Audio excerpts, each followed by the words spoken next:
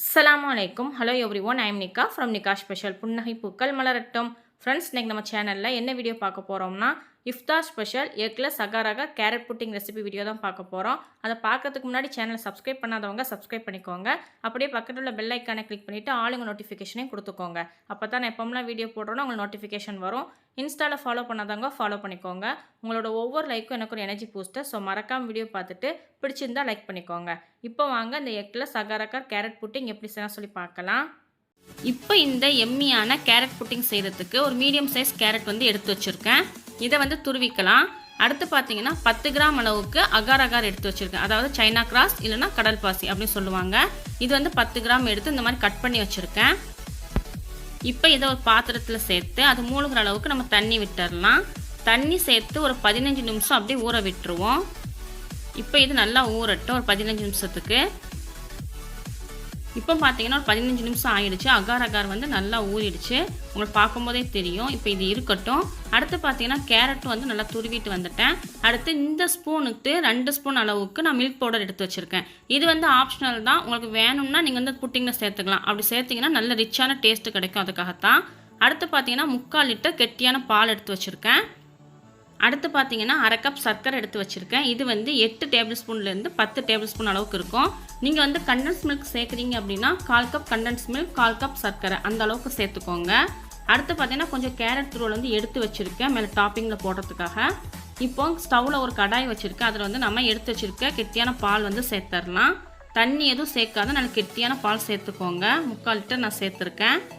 இப்போ இதுலேருந்து 2 குழிக்கரண்டி அளவுக்கு நான் பால் வந்து எடுத்துக்கிறேன். இது எதுக்கு அப்படின்னு சொல்லி பார்த்தீங்கன்னா நம்ம மில்க் பவுடர் எடுத்து வச்சுருக்கோம்ல, அதை வந்து கரைச்சி விடுறதுக்காக 2 குழிக்கரண்டி அளவுக்கு நான் வந்து பால் எடுத்திருக்கேன். இப்போ வந்து பாலை வந்து நல்லா காய்ச்சிக்கலாம். பால் பவுடர் ஏன் நான் வந்து பாலில் கலந்து சேர்க்கணும்னு சொல்கிறேன்னா, நம்ம டைரெக்டாக சேர்த்தோம் அப்படின்னா கட்டி கட்டியாக இருக்கும் சம்டைம், அதுக்காகத்தான். ஃப்ரெண்ட்ஸ், இப்போ வந்து பால் வந்து நல்லா சூடு வந்துருச்சு. அடுத்த இதில் வந்து நம்ம சர்க்கரை சேர்த்துக்கலாம். இப்போ சர்க்கரை சேர்த்ததுக்கப்புறம் 1 நிமிஷத்துக்கு பாலை நல்லா கலந்து விட்டு கொதிக்க விட்டுருவோம்.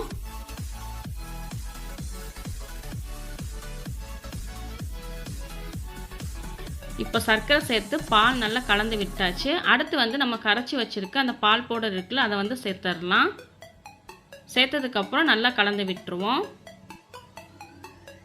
இப்போ சர்க்கரையும் பால் பவுடரும் சேர்த்து நல்லா கலந்து விட்டாச்சு. அந்த ஓரங்களில் இருக்கத்தேனா நல்லா எடுத்து விட்டு கலந்து விட்டுக்கோங்க.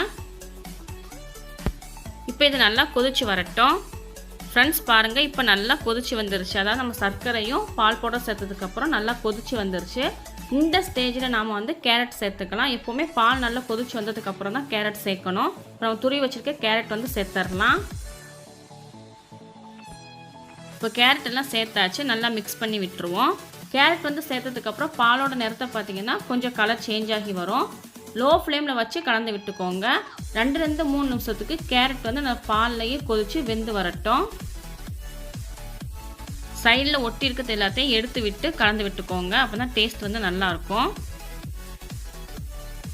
இப்போ இன்னும் ஸ்டவ்வில் வந்து நம்ம வந்து ஊற வச்சுருந்தோம்ல அகார் அதை வந்து வச்சுருக்கேன். இதை வந்து லோ ஃப்ளேமில் வச்சு நல்லா கரைச்சி விட்டுடலாம். நம்ம ஏற்கனவே ஊற வச்சதுனால சீக்கிரமாகவே கரைஞ்சி வந்துடும்.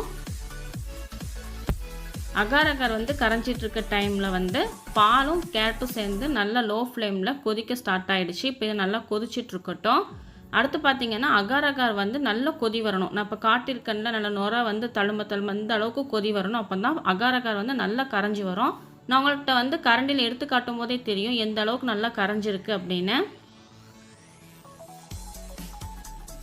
அடுத்து பார்த்தீங்கன்னா கேரட்டும் பாலும் சேர்ந்து நல்லா 2-3 நிமிஷத்துக்கு நல்லா கொதிச்சு வந்துருச்சு. ஆடையும் நல்லா பாலில் வந்து பிடிச்சி வந்துருச்சு. இப்போ இதில் வந்து நாம் அகார் கரைச்சி வச்சுருக்கோம்ல, அதை வந்து சேர்த்துடலாம்.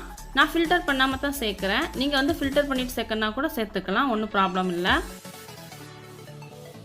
இப்போ நல்லா மிக்ஸ் பண்ணி விட்டுருவோம். அகார் சேர்த்ததுக்கப்புறம் ரொம்ப நேரம் பால் வந்து கொதிக்கணும்னு இல்லை, ஒரு 1.5 நிமிஷத்துலேருந்து 2 நிமிஷம் அளவுக்கு மட்டும் பால் கொதிச்சு வந்தால் போதும். ஏன்னா நம்ம அகார் வந்து நல்லா கரைச்சிட்டு தான் சேர்த்துருக்கோம், அதனால தான். இப்போ 2 நிமிஷம் கொதிச்சதுக்கப்புறம் உங்கள்கிட்ட நான் காட்டுறேன். ஃப்ரெண்ட்ஸ் இப்போ 2 நிமிஷம் நல்லா பால் வந்து கொதிச்சிருச்சு. அடுத்து இதில் வந்து 2 or 3 ட்ராப்ஸ் வந்து நான் வெண்ணிலா எசன்ஸ் வந்து சேர்த்துக்கிறேன்.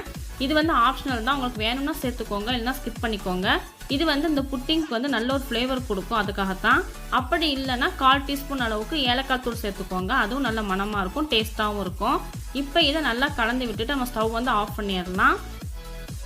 இப்போ இதை வந்து நம்ம எந்த பாத்திரத்தில் வந்து செட் பண்ண போகிறோமோ அந்த பாத்திரத்துக்கு வந்து மாற்றிக்கலாம். நான் வந்து இந்த கண்ணாடி ட்ரேயில் தான் வந்து செட் பண்ண போகிறேன். நீங்கள் எந்த பாத்திரத்தில் செட் பண்ண போகிறீங்களோ அதில் மாற்றிக்கோங்க. இப்போ இதை வந்து சேர்த்துடலாம். இப்போ அந்த புட்டிங் மேலே பபுள்ஸ் இருக்கும்ல, அதை ஃபுல்லாக நம்ம ரிமூவ் பண்ணி விட்டுருவோம். அப்படி ரிமூவ் பண்ணி விட்டுட்டோம் அப்படின்னா புட்டிங் வந்து நல்லா சரிசமமாக ஒன்று போல் செட் ஆகி வரும். இல்லைன்னா அங்கங்கே பபுள்ஸாக தெரியும், அதுக்காகத்தான். ஃப்ரெண்ட்ஸ் இப்போ பபுள்ஸ்லாம் ரிமூவ் பண்ணி விட்டாச்சு. இப்போ இது ஒரு 10 நிமிஷத்துக்கு நல்லா ஆறட்டும். ஆறினதுக்கு அப்புறம் நம்ம வந்து கேரட் வந்து துரி வச்சுருக்கோம்ல, கொஞ்சம் எடுத்து வச்சுருக்கோம்ல, அதை வந்து மேலே வந்து டாப்பிங்கில் வந்து போட்டு விட்டுடலாம். இப்போ இதை ஆறட்டும். 10 நிமிஷம் ஆனதுக்கப்புறம் மேலே வந்து கேரட் வந்து போட்டு விட்டுட்டேன். நான் அந்த கிளிப் வந்து எடுக்காமல் விட்டுட்டேன். அதே மாதிரி நல்லா ஆறிடுச்சு. இப்போ நான் இதை வந்து ஃப்ரிட்ஜில் வச்சு 1 மணி நேரம் கழித்து நான் எடுக்க போகிறேன். 1 மணி நேரம் கழித்து நான் உங்கள்கிட்ட காட்டுறேன். ஃப்ரெண்ட்ஸ், நான் இப்போ இதை 1 மணி நேரம் ஃப்ரிட்ஜில் வச்சு எடுத்துகிட்டு வந்துட்டேன். சூப்பராக செட் ஆகி வந்துருச்சு, பார்க்கறதுக்கே சூப்பராக இருக்குது. இப்போ நாம் இதை வந்து கட் பண்ணிக்கலாம். உங்களுக்கு பிடிச்ச ஷேப்பில் வந்து நீங்கள் கட் பண்ணிக்கோங்க. நீங்கள் வந்து இதை ஃப்ரிட்ஜில் வச்சு தான் சாப்பிடணும்னு இல்லை, நீங்கள் ரூம் டெம்பரேச்சரில் வச்சு கூட நீங்கள் சாப்பிட்லாம். அப்படியும் செட் ஆகி வரத்தான் செய்யும்.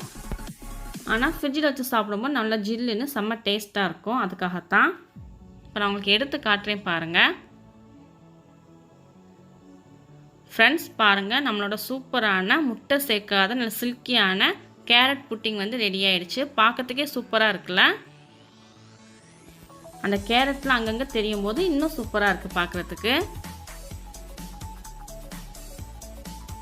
சூப்பராக செட் ஆகி வந்துடுச்சு நம்மளோட கேரட் புட்டிங். ஸோ கண்டிப்பாக நீங்களும் இந்த இஃப்தாருக்கு எக்லெஸ் அகார் கேரட் புட்டிங் வந்து ட்ரை பண்ணி பாருங்கள். செம்ம சாஃப்டாக சூப்பராக இருக்கும் சாப்பிட்றதுக்கு. இதில் வந்து முக்கியமாக நம்ம மில்க் பவுடர் சேர்த்துருக்கனால நல்ல ரிச்சான டேஸ்ட்டில் இருக்கும். ஸோ கண்டிப்பாக ட்ரை பண்ணி பாருங்கள். ஓகே ஃப்ரெண்ட்ஸ், இந்த வீடியோ பிடிச்சிருந்துச்சுன்னா உங்கள் ஃப்ரெண்ட்ஸ் அண்ட் ஃபேமிலிக்கு ஷேர் பண்ணிவிட்டு மறக்காமல் நம்ம சேனலுக்கு லைக் அண்ட் சப்ஸ்கிரைப் பண்ணிக்கோங்க. தேங்க்ஸ் ஃபார் வாட்சிங். Stay safe. மரம் வளர்ப்போம், இயற்கை காப்போம்.